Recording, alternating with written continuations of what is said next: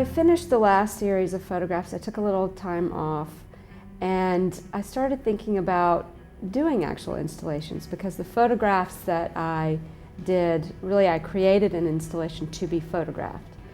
So I really was interested in taking that leap. So because I've always used domestic spaces in the images, and the space is very important to the concept, I thought that doing an installation in a gallery or a museum wouldn't exactly fit my work, where it's fine for many other artists. It would take away a major component of what the concept that I work with. So I was trying to think of spaces that were a little bit public and a little bit private. So a hotel was perfect because you have lots of public spaces, but then you have within that one small private space that's your own, where you try to, for a little amount of time, make a home. And with that, I was thinking about all the phobias and neuroses that I have worked with in the past, and thinking that when you travel, you don't leave your issues behind.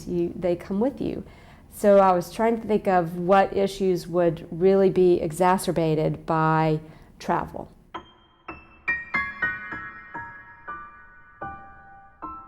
We take our phobias and neuroses with us. We take our whole selves with us, even though we leave home.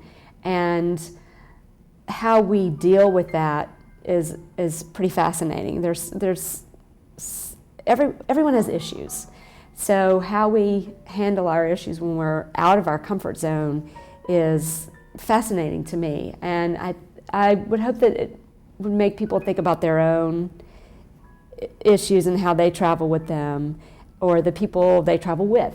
And I think that our phobias and neuroses, it's all a great leveler.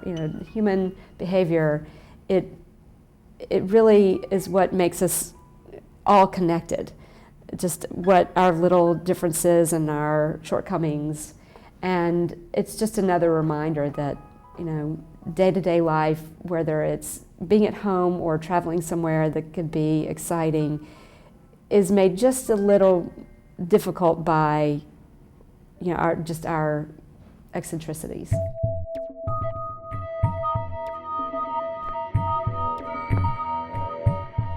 I've thought a lot about who the viewer is, what place the viewer is in, and it's either housekeeping, or you're another guest and you've walked into the wrong room, and oh my word, I've walked into the wrong room and this is really the wrong room. And so there's this, when you're at a hotel and maybe you're opening your door at the same time someone across the hall is opening their door, there's always that desire to maybe look in and see what's going on in there, but you don't want to.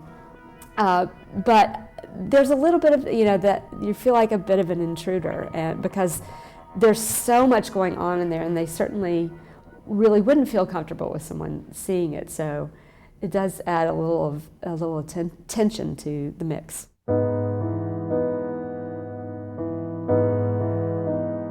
I am fascinated by spatial relationships and organizing things to make different impacts, and it really is almost a compulsion. And the way that I do artwork is such a wonderful outlet for that. It's such a release of endorphins when I figure something out and arrange it, and it can communicate something, because that art is communication. Artists have something to say, and I think that our psychological makeup is really fascinating, and I love that you can keep something that you think is really wrong with you a secret for a while, but then you talk to somebody and all of a sudden they have this little issue that you have, and then all of a sudden you're connected to somebody, and then you feel better about yourself because you're not the only one. And I have been lucky enough to figure out that I can marry those two things together, that I can deal with this desire to organize space and this desire to communicate my thoughts about the human condition.